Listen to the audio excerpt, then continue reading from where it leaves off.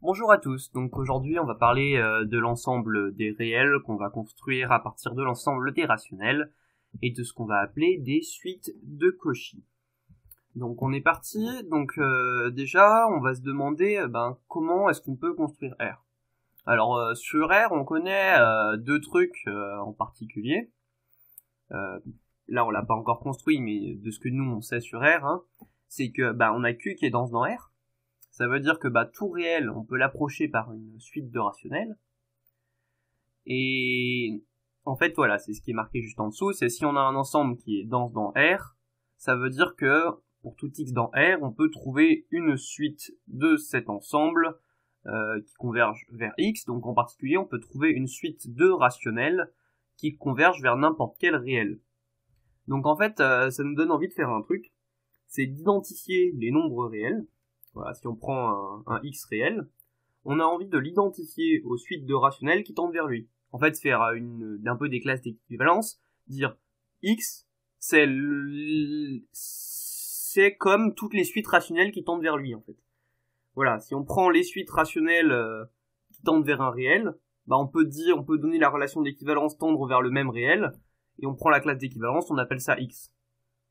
Voilà, l'objectif c'est d'identifier les réels aux limites des suites de rationnels qui convergent.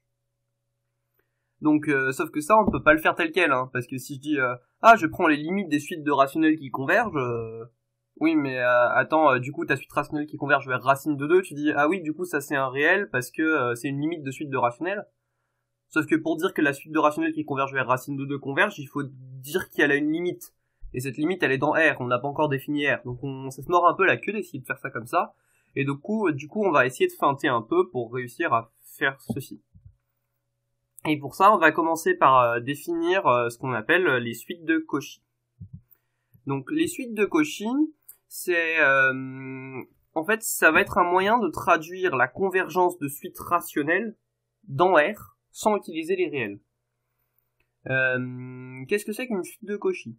Une suite de Cauchy, c'est une suite qui vérifie le fait qu'à partir d'un certain rang, tous les termes de la suite sont epsilon proches les uns des autres. En gros, pour tout epsilon plus grand que 0, je peux prendre un rang donné, tel que, si je prends P et Q qui sont plus grands que ce rang donné, UP moins UQ c'est plus petit ou égal qu'un epsilon. Voilà. Je peux toujours prendre un rang suffisamment loin pour que les termes soient tous epsilon proches entre eux une fois ce rang dépassé. L'idée c'est que ce qu'on a envie d'écrire, c'est que les termes ils se rapprochent de plus en plus. Ce qu'on a envie de dire, voilà, c'est de parler de convergence, même s'il n'y a pas de limite forcément, parce que par exemple, si on prend des suites de rationnels qui se rapprochent de plus en plus, mais qui convergent vers racine de 2, ça converge pas dans Q. Voilà. Donc par exemple, si on prend n'importe quelle suite qui converge dans Q, une suite qui converge vers 3, vers 18, vers 155, ou vers je sais pas quoi, vers n'importe quoi, si on prend n'importe quelle suite qui converge dans Q, on veut que cette suite, on va constater qu'elle est de Cauchy. Mais en fait, si on prend une suite convergente, ça veut dire qu'on peut prendre sa limite et que à partir d'un certain rang n, on peut faire en sorte que un moins l, ça soit plus petit ou égal qu'epsilon sur 2. Ça c'est le fait d'avoir une limite. On peut choisir un rang n tel que la différence des termes avec la limite soit plus petit qu'un epsilon donné. Donc là, j'ai choisi un epsilon sur 2. Et du coup, si je prends P et Q qui sont supérieurs à ce rang n, UP moins UQ, c'est plus petit ou égal à UP moins L plus UQ, moins L, ça c'est j'ai écrit UP moins L plus L moins UQ, et puis j'ai développé, c'est une inégalité triangulaire. C'est plus petit que 2 fois epsilon sur 2, donc c'est plus petit qu'epsilon. Voilà. Tout de suite convergente, c'est une suite de Cauchy dans l'ensemble des rationnels. Par exemple, 1 sur n, du coup, c'est une suite de Cauchy. Pourquoi c'est une suite de Cauchy ? Parce qu'elle converge. Mais on peut aussi constater que les termes, si je me place par exemple à 1 sur 3, tous les termes qui suivront, ils seront entre 0 et 1 tiers. Et du coup, ils seront un tiers proche. Et plus je continue, je peux les avoir un dixième proche, un vingtième proche, etc. Et les avoir plus proches que n'importe quel epsilon de cette façon-là. Donc, un exemple de suite qui est de Cauchy mais qui n'est pas convergente, c'est la somme de k égale 0 à n des 1 sur k factoriel. Alors ça, vous avez déjà dû la voir, même si vous avez jamais rien prouvé là-dessus, parce que c'est une somme assez connue. Quand n tend vers l'infini, cette somme, elle tend vers e. E, la base de l'exponentielle. Mais e, c'est pas un rationnel. Donc là, en fait, j'ai une suite qui tend vers un nombre réel qui est pas rationnel. Et du coup, cette suite, elle est pas convergente. Dans Q, elle est pas convergente, du moins, parce qu'elle a pas de limite dans Q, sa limite, elle est dans R. Par contre, elle est de Cauchy. On peut remarquer que les termes sont de plus en plus proches les uns à la suite des autres. C'est un bon exercice d'essayer de le montrer. En fait, l'idée, c'est que si je vais jusqu'au rang n, ensuite, il reste plus que 1 sur k plus 1 factoriel, plus 1 sur k plus 2 factoriel, plus 1 sur k plus 3 factoriel, etc. Et que ça, c'est plus petit que 1 sur... En fait, 1 sur n plus 1 factoriel, plus 1 sur n plus 2 factoriel, etc. C'est plus petit que 1 sur n factoriel. Ça peut se montrer. Et du coup, en faisant tendre n vers l'infini, on peut les avoir à epsilon proche. Un autre point à noter, c'est que toute suite de Cauchy, elle est bornée. En effet, si on peut prendre un certain rang n, à partir duquel, voilà, ce rang grand n ici, à partir duquel les termes ils sont epsilon proches, ça veut dire que au-delà de ce rang-là, la suite elle est bornée, parce que du coup, vu que les termes ils sont epsilon proches, ils sont compris dans le cube moins epsilon plus epsilon, par rapport à n'importe quel terme qui est choisi dedans, par rapport à un par exemple. Voilà, si je prends u de grand N moins uq, c'est plus petit qu'epsilon, donc tous les termes dépassés grand N sont epsilon proches de u de grand N, et avant grand N, il y a un nombre de termes fini, donc ça aussi c'est borné, et donc au final on a quelque chose de borné. Voilà, rien de bien étonnant jusque-là. Donc les suites de Cauchy, c'est un anneau. Au même titre que nos suites convergentes, c'était un anneau. On pouvait multiplier des suites convergentes, ça faisait des suites convergentes. Ici, quand on multiplie des suites de Cauchy, dans Q, bien sûr, c'est toujours des suites de Cauchy. Donc déjà, on peut noter que 0 et 1 sont des suites de Cauchy. Tous mes termes sont epsilon proche de 0, vu que c'est tout le temps 0, donc ils sont 0 proche de 0. Et pareil, dans la suite 1, tous mes termes sont epsilon proche de 1, bien entendu. Ensuite, je peux les sommer. Donc c'est un peu comme quand on faisait des sommes de limites de suite, c'est le même genre d'epsilonnage. Je peux prendre des rangs n1 et n2, donc pour la suite u, tel que ils soient epsilon sur 2 proches, les termes, une fois dépassé n1, et pour la suite v, tel qu'ils soient epsilon sur 2 proches, une fois dépassé n2. Et donc ensuite, je me place à n égale max de n1 et de n2, et je remarque que pour tout p et q ayant dépassé ce grand n, u, p plus v, donc u plus v au rang p moins u plus v au rang q, parce qu'on se demande si la suite u plus v est de Cauchy, u plus v au rang p moins u plus v au rang q, c'est up moins uq plus vp moins vq, c'est plus petit ou égal, inégalité triangulaire à up moins uq, fermer la valeur absolue, plus valeur absolue de vp moins vq, plus petit ou égal à 2 fois epsilon sur 2, plus petit ou égal à epsilon. Et donc là, on l'a fait pour une somme. Je vous laisse regarder, mais ça marche pareil pour un produit. La preuve, à quelque chose près, ça doit être presque la même que quand on a fait des produits de limite. C'est juste un peu pénible à epsilonner, mais l'idée est là. Donc ces suites de Cauchy, c'est un anneau, on peut les additionner et les multiplier. Là, bien sûr, ce que j'ai montré, c'est que c'était stable par addition, stable par multiplication. Le fait que ça soit un anneau, c'est parce que c'est un sous-anneau des suites en général. Les suites de rationnels, on sait que ça fait un anneau. Quand on fait une addition, c'est distributif, c'est associatif, c'est commutatif, bon voilà, tout ce qu'on veut. Et là, on a montré surtout que c'était un sous-anneau des suites de rationnels, et donc c'est un anneau, on peut multiplier et additionner des suites de Cauchy de façon sympathique. Maintenant, j'aimerais vous parler de suites de Cauchy un peu spéciales, celles qui convergent vers 0. Je peux faire en sorte que mes termes ils soient tous epsilon proches de 0 à partir d'un certain temps. C'est une suite de Cauchy, parce que du coup tous les termes ils sont epsilon proches de 0, ils sont epsilon proches les uns par rapport aux autres. En fait, toutes les suites qui convergent vers 0, c'est des suites de Cauchy. On peut le vérifier assez facilement. Si une suite converge vers 0, voilà, c'est ce que je disais, on peut avoir tous les termes epsilon proches de 0. Donc ça veut dire qu'ils sont aussi epsilon proches entre eux les uns des autres. Voilà, 2 epsilon proches, mais ça revient au même. Et du coup, voilà, les suites de rationnels qui convergent vers 0 sont aussi des suites de Cauchy. Les suites de Cauchy qui convergent vers 0 sont juste convergentes, en fait, c'est logique. Et ça forme un idéal des suites de Cauchy. Alors un idéal, on en avait parlé un peu plus tôt sur la vidéo sur les polynômes, hein, pour parler on avait parlé de PGCD et du fait que voilà notre anneau KX il était principal. Je vous avais un peu parlé d'idéaux, donc je vais vous rappeler rapidement la définition. Hein. Être un idéal, c'est être un sous-groupe. Donc je veux un sous-groupe de C, mais qui aussi est stable par multiplication de n'importe quel élément par C. C'est-à-dire si je prends quelque chose dans C0 et que je le multiplie par un élément de C, ça doit être encore dans C0. Donc voilà ce que c'est un idéal, et on va le vérifier. Donc d'abord, les suites qui convergent, on a dit qu'elles étaient de Cauchy, hein. Donc mes suites qui convergent vers 0, c'est bien des suites de Cauchy, on a bien C0 qui est inclus dans C. Et du coup, ensuite on constate que C0 ça forme un sous-groupe de C.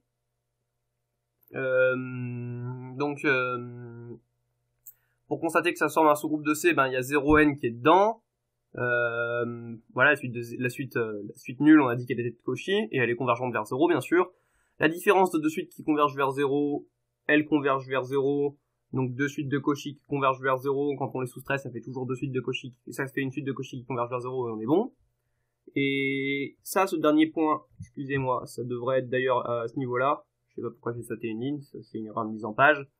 C'est le côté, là, j'ai montré que c'était un sous-groupe sur les deux premiers points. Ce qui est important, c'est que c'est aussi stable par multiplication par n'importe quel élément de C. Si je prends en fait une suite de Cauchy qui converge vers 0 et que je la multiplie par n'importe quelle suite de Cauchy, comme la suite de Cauchy, en fait ces deux suites-là elles sont bornées, celle-là elle est bornée, ça devrait être marqué V est borné, excusez-moi. La suite V est bornée, la suite U converge vers 0, et quand je multiplie une suite bornée par une suite qui converge vers 0, ça me fait une suite qui converge vers 0. Donc voilà, si je prends une suite qui converge vers 0 fois n'importe quelle suite, ça converge également vers 0. Pourquoi j'ai voulu montrer que c'était un idéal? Parce qu'en fait ensuite on va faire ce qui s'appelle quotienter par cet idéal. Donc je vous expliquerai bien sûr ce que ça veut dire et comment ça marche. Mais voilà, ce qu'il faut comprendre c'est que nos suites de Cauchy qui convergent vers 0, ça forme un sous-groupe, déjà. Et qu'ensuite si je les multiplie n'importe quelle suite qui converge vers 0 par une suite de Cauchy, ça converge toujours vers 0. Donc voilà, ça va nous permettre de construire notre fameux corps des réels. Donc on est parti, on va parler de la droite des réels, l'ensemble des nombres réels. Si je prends C0, l'ensemble des suites qui convergent vers 0, ça, on a dit que c'était un idéal de C. Et on peut considérer un ensemble qu'on va noter C sur C0 qui s'appelle l'ensemble quotient. Donc ça c'est quelque chose qu'on va énormément retrouver en algèbre, le fait de quotienter des anneaux des suites de Cauchy par des idéaux. Bon là c'est un petit point algébrique qui traîne au milieu de beaucoup de convergences, mais bon c'est toujours sympa. Donc je vais vous expliquer un peu ce que c'est que cet ensemble quotient C sur C0. Donc déjà, on va voir que C0, il induit une relation d'équivalence sur C. Il y a une relation d'équivalence sur l'ensemble des suites de Cauchy qui est amenée naturellement par C0. Donc on va définir cette relation, on va l'appeler R, et on la définit sur C par, si on prend deux suites U et V dans l'ensemble des suites de Cauchy, si on prend deux suites de rationnels qui sont de Cauchy, et que le fait que U soit en relation avec V, ça va être équivalent au fait que U moins V, donc là bien sûr c'est un V, vous n'avez pas vu de C, c'est juste une déformation sur l'écran. Oui, je fais preuve de mauvaise foi, je sais. Je devrais relire mes PDF avant de faire les vidéos, mais bon. Donc U moins V, en fait U est équivalent, en relation avec V, mais on va voir que c'est une relation d'équivalence, si U moins V appartient à l'ensemble des suites de Cauchy. Là, en fait, on est en train de classifier à l'ensemble des suites de Cauchy qui convergent vers 0. C'est-à-dire l'ensemble des suites qui convergent vers 0 tout court, d'ailleurs. Donc, en fait, ce qu'on est en train de dire, c'est qu'on a deux suites de Cauchy qui sont en relation, qui est seulement si leurs différences tendent vers 0. Le fait qu'on ait une différence entre les deux qui tendent vers 0, en fait, ça veut dire que si on les regardait dans R, en se plaçant dans un ensemble plus grand, dans R, nos suites de Cauchy, elles convergent, c'est l'objectif, C'est par exemple une suite la suite qui convergeait à racine de 2 qui convergeait pas dans Q converge en R. L'idée c'est que ça se rapproche, leurs différences convergent vers 0, ça veut dire qu'elles convergent vers la même limite dans R. En fait, c'est ce qu'on est en train d'essayer de traduire par là. C'est que là, en fait, on est en train de regarder, du coup, nos suites de Cauchy, c'était un moyen de parler de nos suites qui convergent dans R sans en parler. Et là, on est en train de dire, c'est un moyen de donner le fait de converger vers la même limite pour deux suites sans en parler. Voilà, si deux suites, leur différence tend vers 0 et qu'elles sont de Cauchy, on a envie de les relier pour dire qu'elles tendent vers le même réel, en fait. Et ça va être une relation d'équivalente, donc ça se vérifie assez bien, hein. Déjà la réflexivité, si U, si on prend une suite de Cauchy qui s'appelle U, c'est la suite nulle, et ça appartient bien entendu aux suites qui convergent vers 0. La transitivité, si on a U-V qui converge vers 0 et V-W qui converge vers 0, on somme les deux égalités, ça fait U-W, et ça c'est bien une suite qui converge vers 0, hein, c'est le fait que ces 0 c'est un groupe, hein, donc en sommant les deux trucs c'est toujours dans le groupe. U-W ça appartient à ces 0, j'ai sommé deux suites, cette suite là converge vers 0, cette suite là converge vers 0, j'ai sommé les deux suites, ça converge toujours vers 0, et donc j'ai bien que la suite U-W converge vers 0, on a la transitivité. Enfin la symétrie, si U-V converge vers 0, V-U c'est moins U-V, ça converge également vers 0 bien entendu. Donc voilà, on a donné une relation d'équivalence. Et l'idée, c'est que on va prendre des classes d'équivalence de cette relation, hein. Donc en fait on disait que là, l'idée c'était de mettre dans un même paquet toutes les suites qui convergent vers le même réel, même si on n'avait pas encore défini les réels, mais en fait c'est le moyen qu'on utilise pour les définir, et ce paquet, on va dire que c'est le nombre réel qui correspond. Voilà, donc l'ensemble des réels, en fait, ça sera l'ensemble de ces paquets, l'ensemble des classes d'équivalence de la relation R, et on va noter cet ensemble, grand R, c'est la droite des réels, voilà. Ensuite, on va définir nos relations sur R. Donc si je prends une suite qui représente un réel donné, par exemple, si on vient un peu plus tôt, play, ça, par exemple, ça peut être la suite qui représente E, le nombre E, la base de l'exponentielle. Voilà, si je veux faire... Donc, je prends une suite qui représente un réel donné, du coup on a dit que c'était ça nos réels, hein. Nos réels c'était l'ensemble des classes d'équivalence. En fait, je suis juste en train de dire, ça c'est un réel, hein. C'est la classe d'équivalence d'une suite donnée, et je prends un U et un V pour représenter ce réel. Donc si je prends deux réels et que je les additionne, donc un réel représenté par U et un réel représenté par V, leur somme, je dis que c'est le réel représenté par la somme des deux suites U plus V. Ça, j'ai le droit de le faire, hein. U plus V, je suis juste en train de faire une addition de suites. Et ensuite, je prends ce qui correspond. La classe qui correspond, et ça va être le réel. C'est comme ça que j'ai fini mon addition dans les réels. Et je fais pareil pour la multiplication. Donc, pour pouvoir faire un truc comme ça, il faut que, en fait, ça soit bien défini.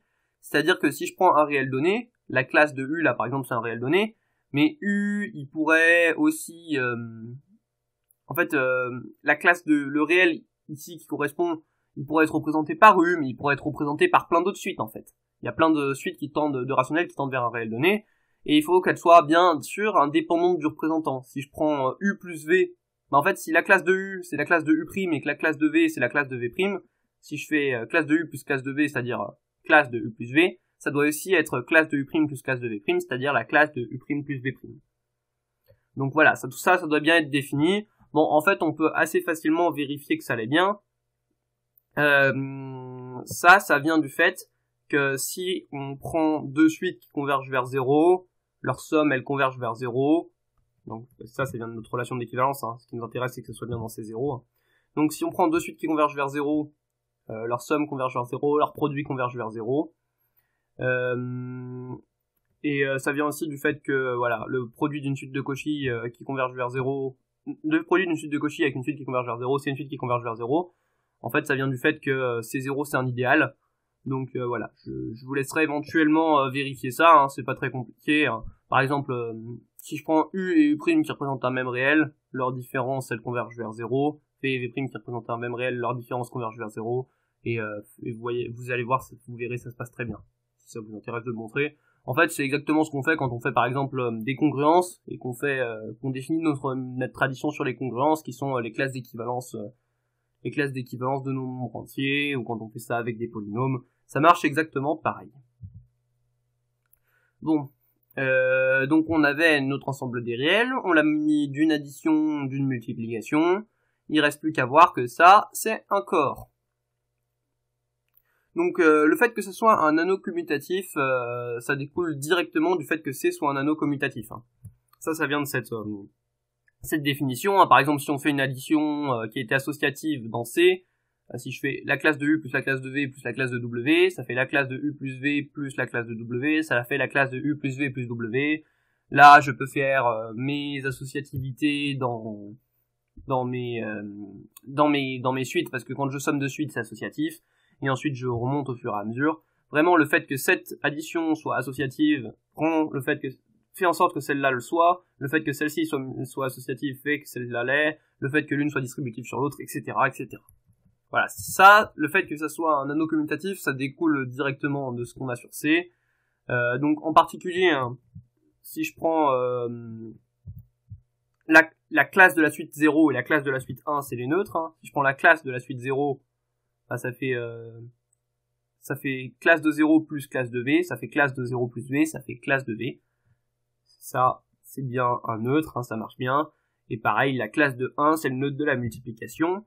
L'associativité, la commutativité, la distributivité, etc., c'est ce que j'ai dit juste avant, hein, ça vient directement de celle dans C. Et on a bien un opposé, par exemple. Hein. Si je prends l'opposé, si je prends la classe de UN, son opposé, c'est la classe de l'opposé de la suite UN, hein. Si je fais classe de U plus classe de moins U, ça fait classe de U plus moins U, c'est-à-dire classe de U moins U, c'est-à-dire classe de 0, et c'est bien le neutre de l'addition. Voilà. En fait, ce qui nous manque et ce qui est le plus dur à montrer, c'est que on a une inversibilité, c'est-à-dire qu'on peut faire des divisions, quoi, que on a bien des inverses pour la multiplication. Donc si je prends, en fait déjà inversibilité, hein, faut bien faire gaffe, hein, c'est des inversibilités des éléments non nuls, donc ça doit être différent déjà de ce neutre-là, de la classe de 0. Donc je peux prendre une suite dont la classe, je vais prendre une suite qui est différente de l'élément nul, ça veut dire qu'elle converge pas vers 0. Bon, cette suite qu'elle converge pas vers 0, en fait je peux la supposer non nulle. Parce que tout ce qui nous intéresse dans nos suites de Cauchy, c'est leurs limites, hein. Leurs limites, ce qu'elles font quand elles convergent, quoi. Même si on l'a pas dit comme ça, parce qu'on a dit qu'elles se rapprochaient de plus en plus. Mais si je change mes premiers termes, on s'en moque, ça change pas grand chose. Donc, vu que elles ne convergent pas vers 0, ça veut dire qu'à partir d'un certain rang, je peux les avoir suffisamment loin de 0. Et je peux considérer que sur tous les rangs d'avant, même s'il y avait des 0, je peux les supprimer et remplacer par d'autres choses, parce que en fait, ça m'intéresse pas. Ce qui m'intéresse, c'est juste dans la limite ce que ça donne dans l'infini. Donc voilà, cette suite, vu qu'elle converge pas vers 0, en fait, je peux la supposer non nulle. En fait, ça revient, à changer de représentant. Hein. Si je prends la classe d'une suite qui converge pas vers 0, dans laquelle il y a des 0 dedans, et que je prends la classe d'une autre suite, où j'ai juste changé les premiers termes, c'est la même classe. Et du coup, vu que je les ai pris différentes 0 à partir d'un certain rang, j'ai juste à prendre la suite 1 sur UN, qui est bien définie, hein. Parce que je divise 1 par un nombre différent de 0. Bon, cette suite, on peut assez facilement vérifier qu'elle est de Cauchy, parce que en gros, UN, je peux les avoir à epsilon proches les uns des autres à partir d'un certain rang. 1 sur UN, ça marche pareil, je peux les avoir à epsilon proches. Je vous laisse le démontrer. C'est encore une fois la même chose que ce qu'on a fait quand on a dit que quand une suite convergeait, 1 sur la suite convergeait. Et du coup, si je prends la classe de UN et que je la multiplie par la classe de 1 sur UN, voilà, si je prends un réel donné, je voulais l'inverser. Donc mon réel, c'est la classe d'une suite donnée. Et si je prends la classe de la suite inverse, quand je multiplie, du coup, je multiplie deux réels, je prends leurs représentants, je les multiplie et je prends la classe. Ça fait UN fois 1 sur UN, c'est la classe de 1, c'est bien la suite, la classe de 1, c'est bien le nombre réel 1. Voilou. La classe de la suite constante égale 1. Donc ça c'est bien un corps, les réels. Et maintenant, ce qu'il nous reste à faire, on a fait le plus le fois en gros. On sait qu'on peut diviser maintenant vu qu'on sait que c'est un corps. Il nous reste à définir une relation d'ordre et en fait c'est vraiment ce gros truc qui est important dans R. c'est ce que ça ajoute en plus par rapport à Q, hein, le fait d'avoir une relation d'ordre qui est un peu la même que celle dans Q, mais en plus en ayant bouché les trous, en pouvant essayer de se rapprocher autant qu'on veut, en ayant tout qui converge. Ça c'est vraiment des trucs qui sont propres à la relation d'ordre. Les additions et les multiplications, on avait déjà des trucs bien cool dans nos rationnels. Donc déjà je vais définir ce que c'est qu'une suite Cauchy positive. Bon, l'idée d'une suite de Cauchy positive, hein, c'est très simple, hein, c'est qu'en gros on veut qu'elle converge vers un nombre positif dans R. Alors, on pourrait les distinguer entre deux catégories, hein. De toute façon les suites de Cauchy qui convergent pas vers 0 et qui sont à partir d'un moment strictement supérieur à 0, elles sont positives. Mais le problème c'est qu'il y a aussi le cas de la suite de Cauchy qui converge vers 0, qu'on veut aussi considérer comme positive parce que 0 c'est positif. Et du coup l'idée c'est que on va dire que on peut les avoir. En fait, c'est qu'à partir d'un moment, on finit toujours par être au-dessus de n'importe quel négatif. Voilà, si je prends un epsilon plus grand que 0, eh ben, je peux trouver un rang à partir duquel tous mes termes de ma suite sont plus grands que mon epsilon. Donc l'idée, c'est que maintenant, par exemple, si on prend une suite qui converge vers 0, on pourra les avoir à partir de n'importe quel moment, on sait qu'on peut être suffisamment proche de 0, donc on va dépasser tous les nombres négatifs à partir d'un certain moment et tendre vers du positif au fur et à mesure, tendre vers 0 en l'occurrence. Et voilà, on sait qu'à partir d'un certain ordre donné, on peut être plus grand que n'importe quel nombre négatif. C'est la définition d'une suite de Cauchy positive.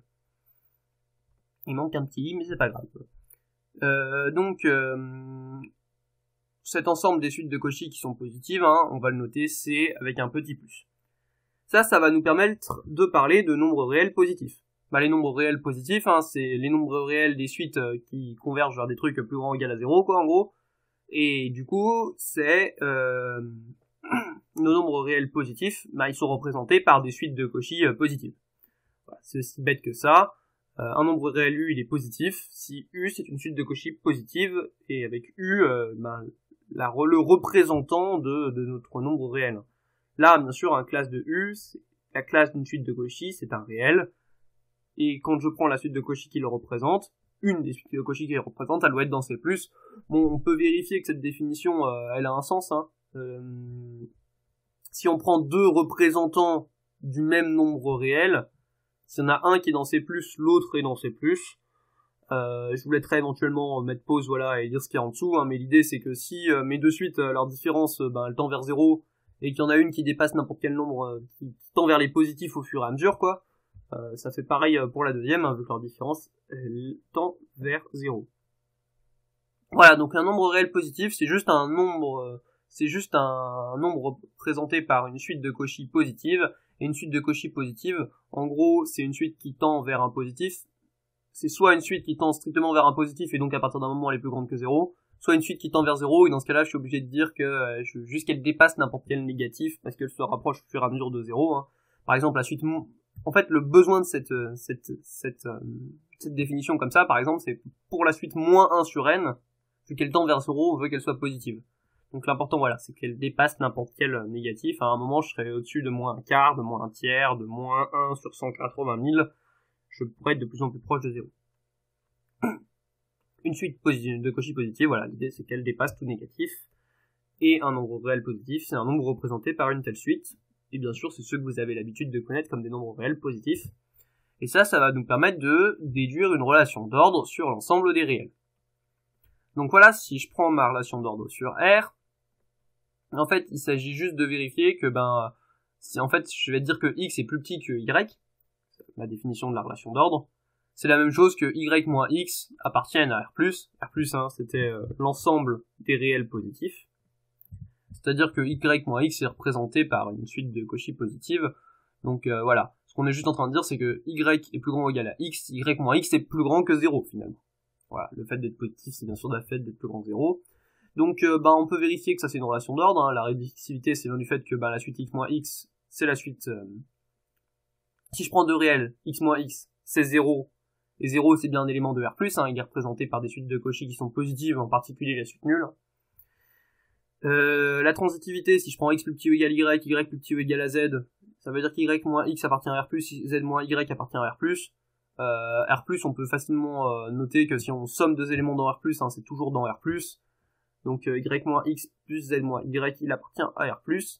Donc en fait on est juste en train de dire quand on somme deux éléments de R+, c'est dans R+, ou quand on somme deux suites de Cauchy positives, c'est toujours une suite de Cauchy positive. C'est un truc qu'on peut vérifier en épsilonnant. Pour l'antisymétrie, si on prend un x plus petit ou égal à y plus petit ou égal à x, ça veut dire qu'y moins x appartient à R+, et que moins x moins y appartient à R+, non, que moins y moins x, ou x moins y, excusez-moi, là j'ai fait une bourde. Donc si y moins x et x moins y appartiennent à R+, en fait il suffit de vérifier que le seul élément qui appartient à la fois à R+, et dont l'opposé appartient à R+, c'est l'élément 0. Pour ça, en fait si on prend une suite de Cauchy qui est représentante de x moins y, celle-là, c'est une suite de Cauchy qui est positive. Son opposé est une suite de Cauchy positive aussi, parce qu'on a dit que voilà, on avait un élément dans R+, son opposé dans R+. Quand on prend la suite qui représente, on a la suite qui est une suite de Cauchy positive, son opposé qui est une suite de Cauchy positive. Et ça, c'est possible si et seulement si ma suite elle converge vers 0, parce qu'en fait, on avait la suite, elle devait être plus grande que n'importe quel nombre négatif, mais son opposé doit être aussi plus grand que n'importe quel nombre négatif à partir d'un certain rang, c'est-à-dire plus petit que n'importe quel positif. Donc en gros, à partir d'un certain rang, on doit à la fois être plus petit que n'importe quel positif et plus grand que... Voilà. On doit toujours pouvoir trouver un rang pour être plus petit qu'un positif donné et plus petit qu'un négatif donné. Bref, c'est que ça converge vers 0. Voilà, c'est ça, faudrait le montrer aussi proprement en epsilonnant. Et donc, voilà. Ça veut dire que U appartient à C0. U, c'est le représentant de y moins x, ou de x moins y, comme on veut.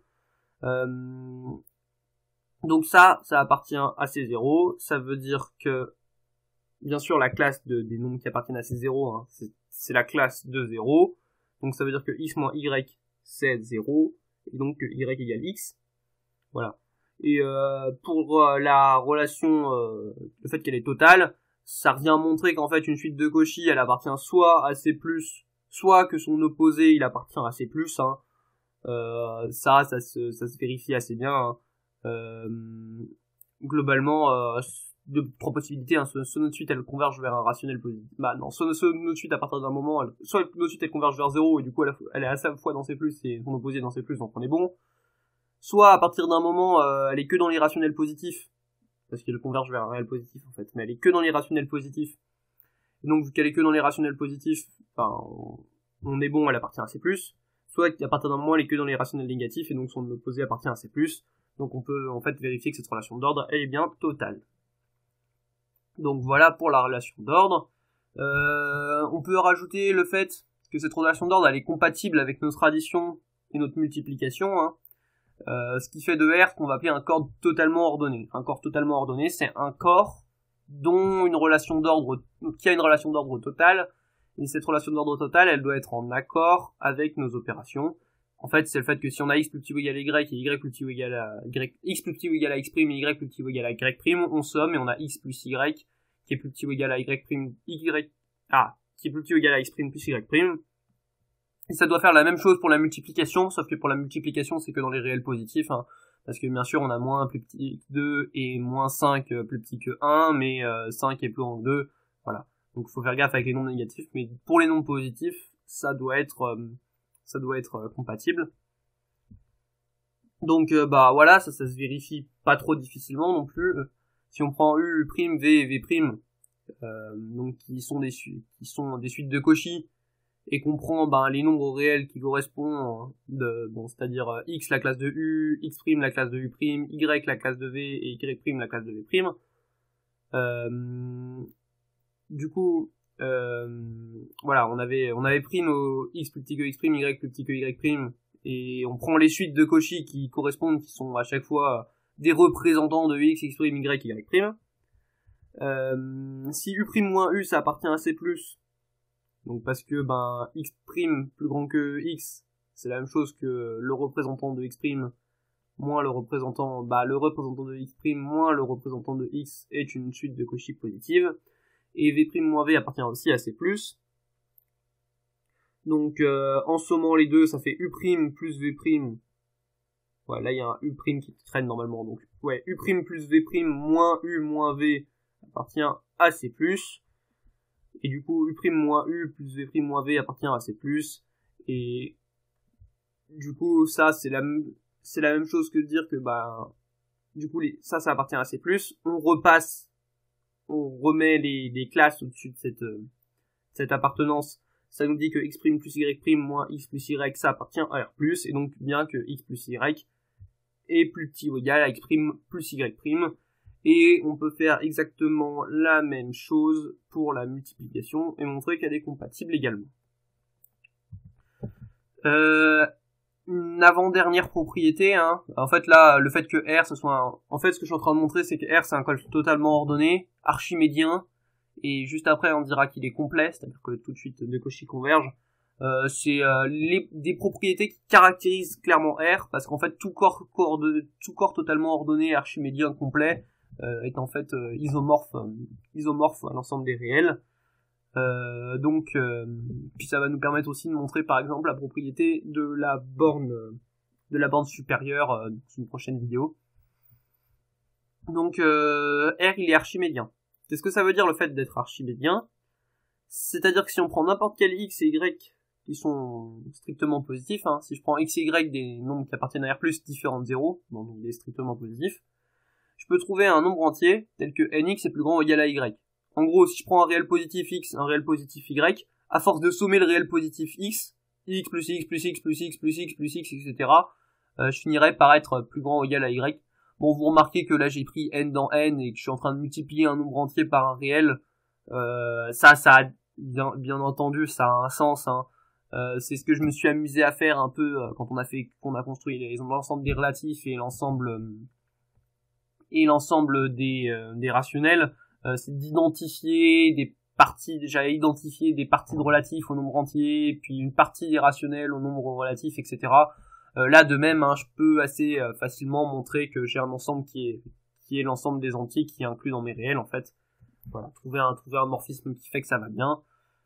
Ça marche pareil que comme on avait fait dans Q et dans Z, hein, je vous laisserai essayer d'en exhiber un, ça doit pouvoir se faire pas trop mal.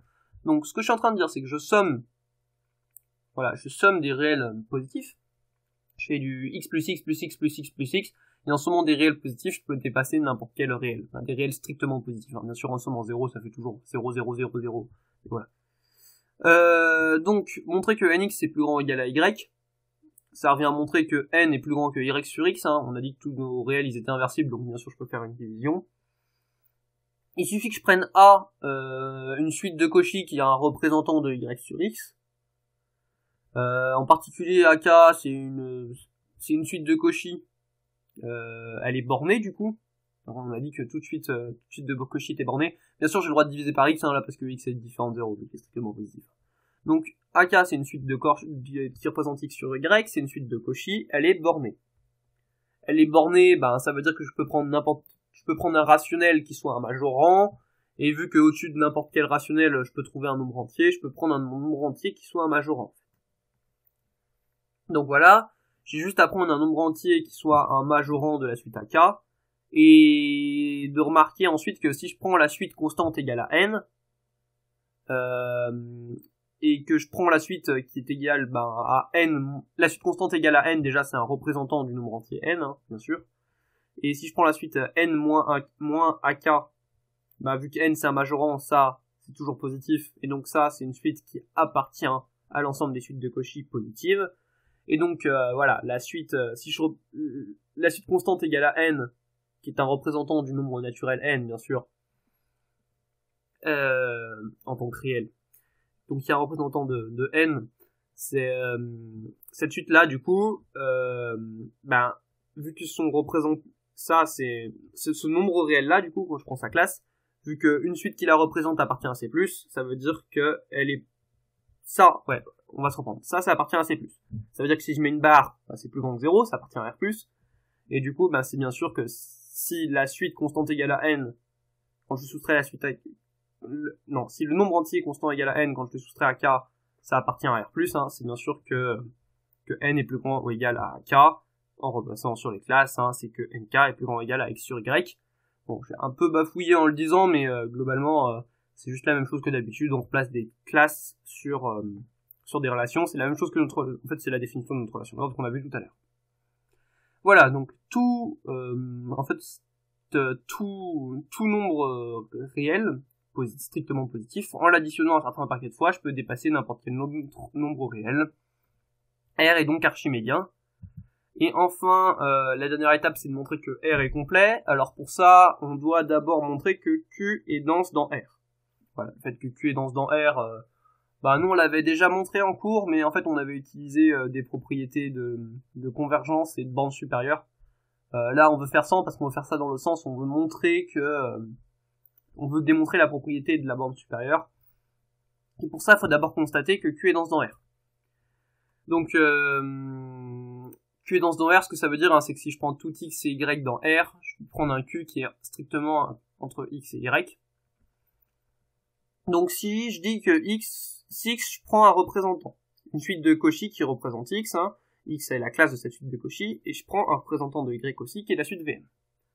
La différence de ces deux suites, elle ne tend pas vers 0. Pourquoi elle ne tend pas vers 0 ? Parce que si elle tendait vers 0, ça voudrait dire qu'on est X égale Y, bien sûr.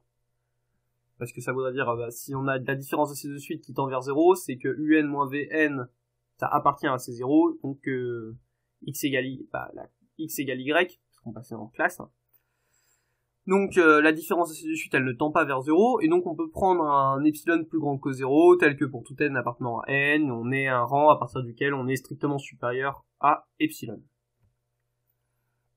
Oui, voilà, on a juste, ce que ça veut dire que ça ne tend pas vers 0, c'est qu'on peut trouver, un moment, pour n'importe quel epsilon, on peut trouver un nombre qui est strictement supérieur à epsilon, au-delà de n'importe quel palier. Comme les suites, elles sont de Cauchy. On peut aussi trouver un rang à partir duquel, un petit rang, voilà, on peut trouver un rang à partir duquel, on a UP moins UN qui est plus petit ou égal à epsilon sur 3, parce qu'on peut trouver les nombres epsilon sur 3 proches, et pareil, VP moins VN qui est égal à plus petit que strictement inférieur à epsilon sur 3. Donc, on a juste pris un grand N, assez grand pour avoir également cette égalité-là en plus, qu'on peut avoir parce que nos suites sont de Cauchy. Du coup, si on prend des P plus grands ou égal à N, quand on fait la valeur absolue de UP moins VP, ce qui en soit égal à VP moins UP, parce que Y est strictement supérieur à X, voilà, à partir d'un certain rang du moins, ça va être strictement supérieur à epsilon sur 3, parce que UP moins VP, il va être UN moins VN est strictement supérieur à epsilon, et du coup on fait la somme de ces deux trucs là, on fait UP, on fait VN moins UN plus UP moins VP, on passe une valeur absolue, on fait une inégalité triangulaire, et on trouve à la sortie que VP moins UP c'est strictement supérieur à epsilon sur 3. Et du coup, vu que pour tout P, VP moins UP c'est strictement supérieur à epsilon sur 3, il suffit de prendre pour tout P plus grand ou égal à N, il suffit de prendre un P donné.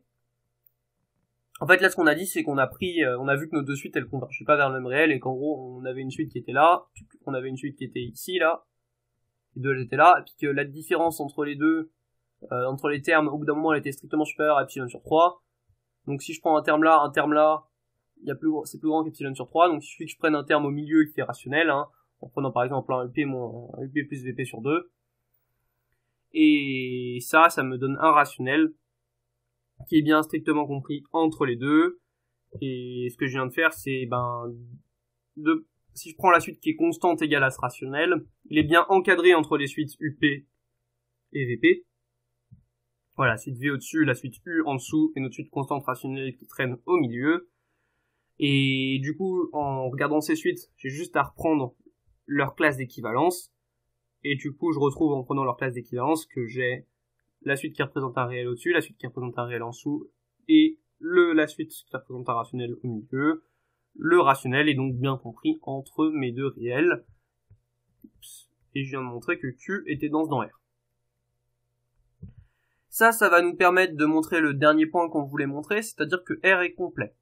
Alors, qu'est-ce que ça veut dire R est complet ? Ça veut dire que toute suite de Cauchy de R est convergente.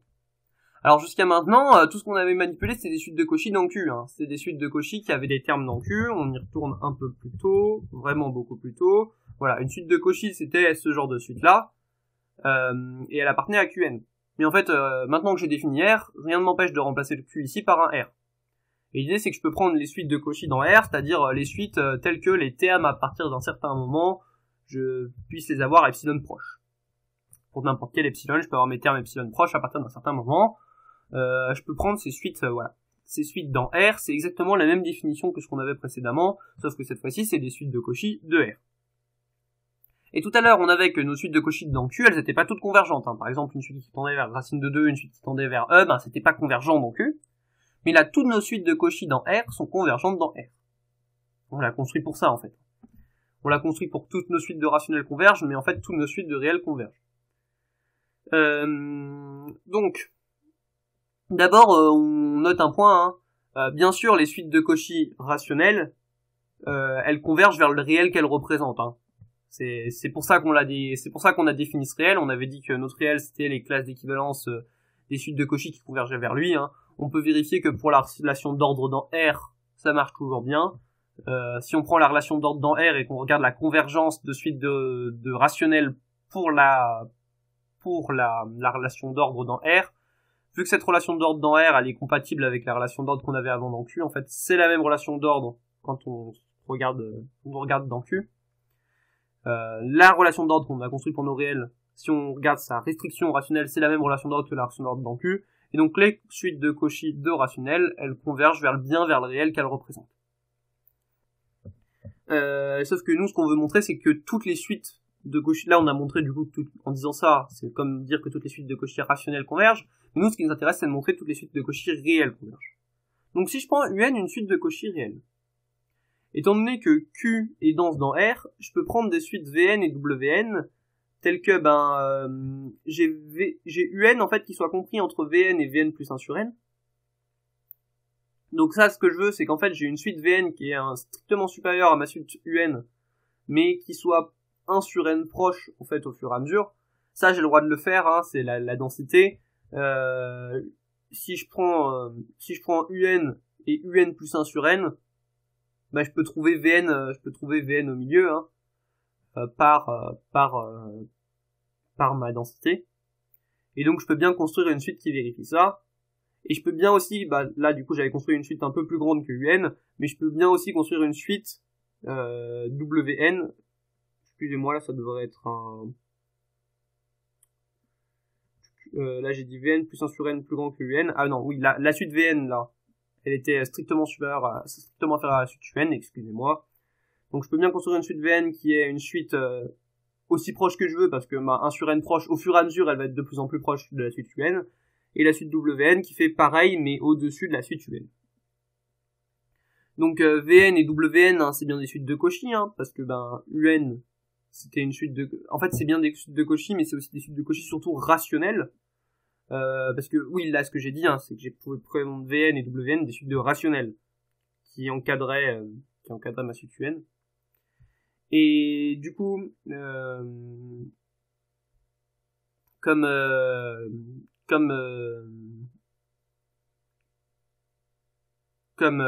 ce que je suis en train de faire, c'est de prendre une suite qui est au-dessus et en dessous.